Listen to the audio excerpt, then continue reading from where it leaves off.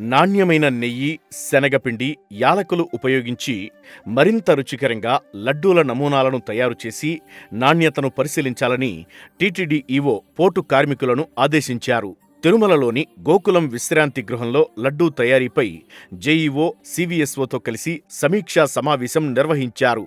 లడ్డూ తయారీలో ఉన్న సమస్యలు, నాణ్యతా లోపంపై వస్తున్న విమర్శలకు గల కారణాలను ఈవో పోర్టు కార్మికులను అడిగి తెలుసుకున్నారు. ఈ సందర్భంగా పోర్టు కార్మికులు లడ్డూల తయారీలో వినియోగిస్తున్న శనగపిండి, నెయ్యి, యాలకుల నాణ్యతను పెంపొందించాలని అభిప్రాయపడ్డారు. అంతేకాకుండా పనిభారం పెరిగిపోవడంతో అదనపు సిబ్బందిని తదనుగుణంగా నియమించాలని వారు ఈవోకు విన్నవించారు. అన్ని ముడిసరుకులను టెండర్ల ద్వారా సేకరిస్తున్నామని, తక్కువ ధరకు తెలిపిన వారి వద్ద నుండి కొనుగోలు చేస్తామని సంబంధిత అధికారులు ఈవోకు వివరించారు.